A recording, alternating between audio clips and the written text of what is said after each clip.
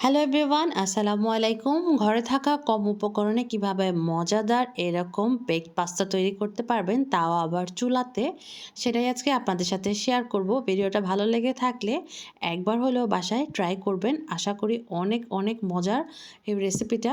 আর চাইলেই আপনারা এখন বাসায় বানিয়ে নিতে পারবেন, রেস্টুরেন্ট থেকে এত দামে কিনে খেতে হবে না। তো প্রথমে আমি এখানে নিয়ে নিয়েছি হচ্ছে বোনলেস চিকেন।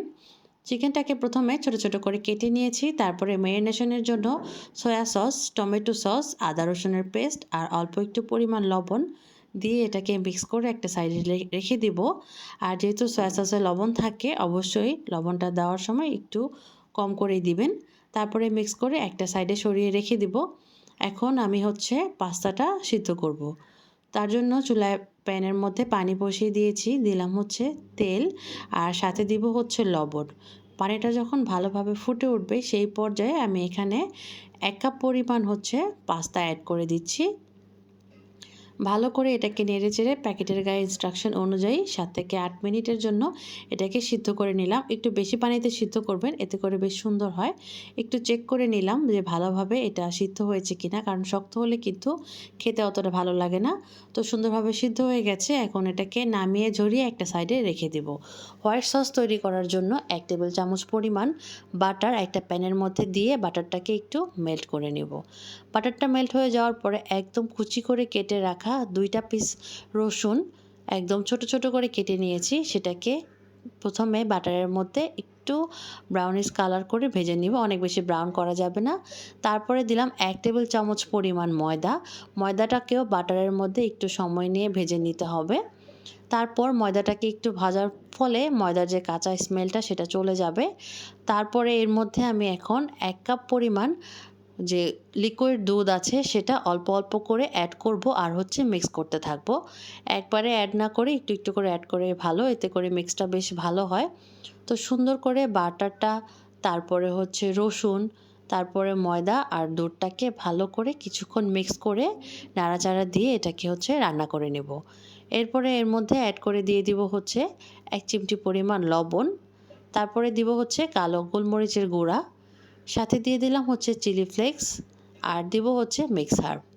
এই সবগুলো ইনগ্রিডিয়েন্টস দেওয়ার চেষ্টা করবেন, তাতে করে একটা পারফেক্ট টেস্ট আসবে এই হোয়াইট সসে। আর শেষের দিকে অল্প একটু দিয়ে দিলাম হচ্ছে চিজটাকে দিয়ে আবার একটু মিক্স করে চিজটা মেল্ট হওয়া পর্যন্ত এটাকে রান্না করব। তারপরে নামিয়ে এটাকে একটা সাইডে রেখে দিব। তারপরে আবার প্যানের মধ্যে দিয়ে দিলাম হচ্ছে অল্প কিছুটা বাটার।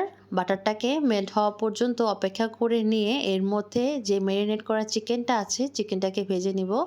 চাইলে তেলের মধ্যেও চিকেনটা ভেজে নিতে পারেন, কিন্তু বাটারের মধ্যে ভাজলে সুন্দর একটা ফ্লেভার ছড়িয়ে যায়, খুবই টেস্টটা আরও বেশি বেড়ে যায়। তো চিকেনটা কিছুক্ষণ ভেজে একটা সাইডে রেখে দিয়ে দিলাম হচ্ছে গাজর। এখানে গাজরের পরিবর্তে ক্যাপসিকাম বা আপনাদের যার যে সবজি ইচ্ছা দিতে পারেন। তো এখন যে পাস্তাগুলোকে সিদ্ধ করে রেখেছিলাম সেটাকে দিয়ে পাস্তার যে টেস্ট অনুযায়ী লবণটা দিয়ে দিলাম, দিয়ে এটাকে কিছুক্ষণ মিক্স করে রান্না করার পরে যে হোয়াইট সসটা তৈরি করেছিলাম সেটা দিয়ে এখন বেশ সুন্দর করে মিক্স করে ফেলবো ঝটপট। এটা কিন্তু মোটামুটি কিছুক্ষণ রান্না করলেই একদম যে হোয়াইট সস পাস্তা সেটা কিন্তু রেডি। চাইলে আপনারা বেক না করেও ডাইরেক্ট এটা সার্ভ করতে পারেন, খুবই টেস্টি হয়। তো এখন এটাকে আমি যেহেতু বেক করব এর জন্য প্রথমে একটা বাটির মধ্যে নিয়ে নিলাম, চাইলে ছোট ছোট বাটিতেও নিতে পারেন। আর তারপরে দিলাম হচ্ছে অল্প কিছুটা টমেটো সস। টমেটো সসটা দেওয়ার পরে এর মধ্যে দিয়ে দিব হচ্ছে মোজারেলা চিজ গ্রেট করে রাখা, সেটাকে দিয়ে দিচ্ছি। দিয়ে যতটা সম্ভব আমি দিয়ে ওটাকে কভার করে দিচ্ছি। তারপর এটাকে চুলায় বসিয়ে দিব। আপনারা যদি ওভেনে করতে চান তা 180 ডিগ্রিতে দিয়ে এটাকে হচ্ছে 15 থেকে 20 মিনিট বেক করলে হবে।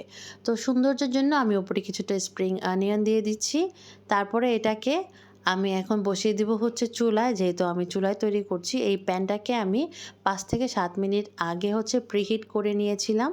তারপরে একটা স্ট্যান্ড বসিয়ে দিয়েছি, দিয়ে এটাকে বসিয়ে দিয়ে ঢাকা দিয়ে এটাকে হচ্ছে আমি 20 থেকে 25 মিনিটের জন্য বেক করে নেব, যত পর্যন্ত হচ্ছে উপরের যে চিজটা সেটা সম্পূর্ণভাবে মেল্ট না হয়ে যায়। এটা যদি ওভেনে করতেন উপরে সুন্দর একটা কালার আসতো, এই হচ্ছে তফাৎ। টেস্ট আমার মনে হয় না কোনো হেরফের হয়েছে। তো আশা করি ভিডিওটা আপনাদের ভালো লাগবে। তো সবাই অনেক ভালো থাকবেন, সুস্থ থাকবেন। আর ফার্স্ট টাইম দেখে থাকলে চ্যানেলটিকে সাবস্ক্রাইব করে আশা করি আমার পাশেই থেকে যাবেন।